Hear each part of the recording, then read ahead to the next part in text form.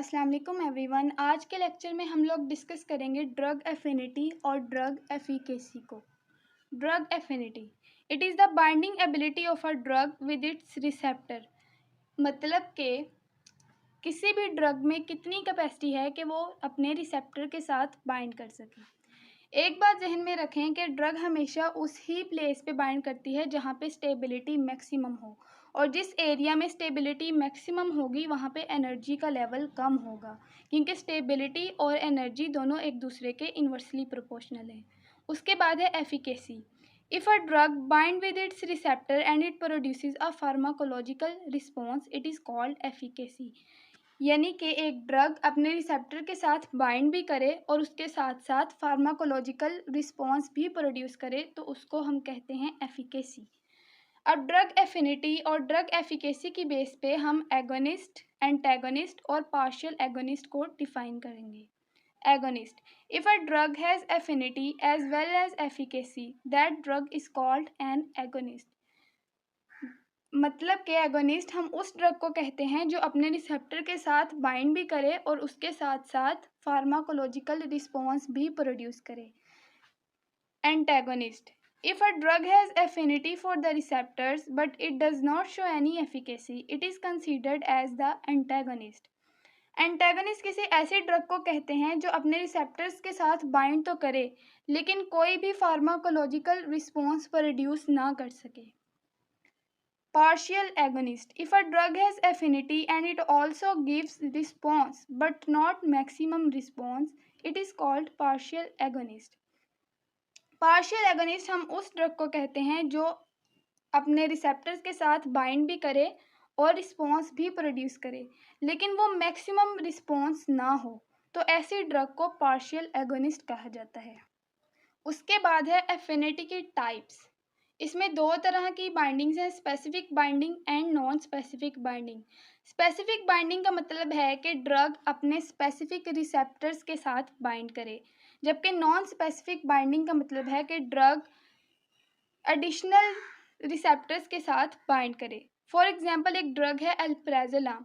अल्प्राजोलाम एक ऐसी ड्रग है जो बेंजोडाइजेपीन रिसेप्टर्स के साथ बाइंड करती है, लेकिन उसके साथ साथ वो कुछ एडिशनल रिसेप्टर्स के साथ भी बाइंड करती है, तो उसको हम नॉन स्पेसिफिक बाइंडिंग कहेंगे। अगर हमने किसी ड्रग की नॉन स्पेसिफिक बाइंडिंग फाइंड करनी हो तो उसको किस तरह से फाइंड किया जा सकता है। इसमें हम ये करेंगे कि हम बॉडी का एक टिश्यू लेंगे और एक ड्रग को रेडियो एक्टिव आइसोटोप के साथ अटैच करने के बाद उस टिश्यू पे अप्लाई करेंगे और इसकी रेडियो एक्टिविटी मेजर करेंगे। इस केस में क्या होगा कि ड्रग स्पेसिफिक और नॉन स्पेसिफिक दोनों साइट्स को कवर करेगी। इसके बाद हम टिश्यू को वॉश आउट कर लेंगे ताकि जो अनबाउंड पोर्शन है ड्रग का वो रिमूव हो जाए। अब अगर हम रेडियो एक्टिविटी मेजर करेंगे तो वो टोटल रेडियो एक्टिविटी आएगी।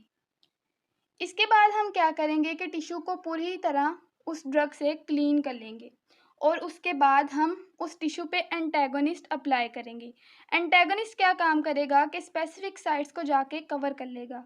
इसके बाद अगर हम ड्रग को रेडियो एक्टिव आइसोटोप के साथ अटैच करने के बाद टिश्यू पे अप्लाई करेंगे तो वो सिर्फ नॉन स्पेसिफिक साइट्स को ही कवर कर पाएगी, क्योंकि स्पेसिफिक साइट्स को एंटागोनिस्ट ने ऑलरेडी कवर किया हुआ है।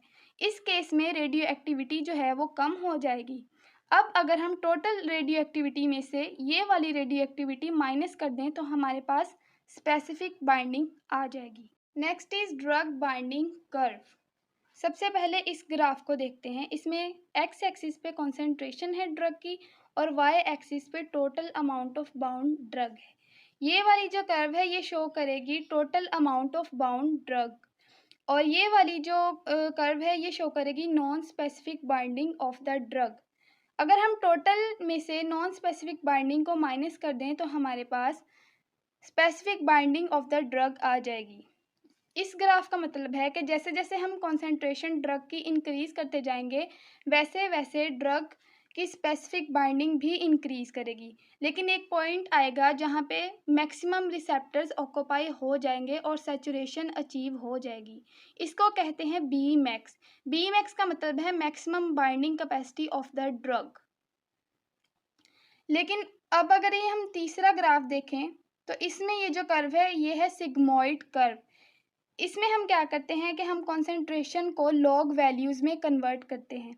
इस ग्राफ का हमें फ़ायदा ये होगा कि बी मैक्स के साथ साथ डिसोसिएशन कांस्टेंट भी फाइंड कर सकते हैं। डिसोसिएशन कांस्टेंट के मतलब है कि ड्रग की वो वाली कॉन्सेंट्रेशन जहाँ पे 50% ड्रग बाउंड स्टेट में होगी और 50% ड्रग अनबाउंड स्टेट में होगी। हर टिश्यू पे रिसेप्टर्स की पॉपुलेशन डिफरेंट होती है। कुछ टिश्यूज़ रिसेप्टर्स को ज़्यादा अमाउंट में एक्सप्रेस करते हैं और कुछ टिश्यूज़ कम रिसेप्टर्स को एक्सप्रेस करते हैं। अगर किसी टिश्यू में बी मैक्स की वैल्यू कम आए तो इसका मतलब है कि उस टिश्यू में रिसेप्टर्स कम हैं। अगर किसी टिश्यू में बी मैक्स की वैल्यू ज़ीरो आए तो उसका मतलब है कि उस टिश्यू में रिसेप्टर्स एक्सप्रेस नहीं हैं। इसके अलावा डिसोसिएशन कांस्टेंट हमें ये भी बताता है कि एक ड्रग की एफिनिटी कितनी स्ट्रॉन्ग है या कितनी वीक। यानी कि अगर मैक्सिमम कॉन्सेंट्रेशन पे डिसोसिएशन कांस्टेंट अचीव हो रहा है तो इसका मतलब है कि ड्रग की एफिनिटी वीक है। उसके बाद है ड्रग एफिकेसी। एफिकेसी को हम डिस्कस कर चुके हैं कि it is the binding ability of a drug as well as it also produces a pharmacological response. Efficacy is a graded response.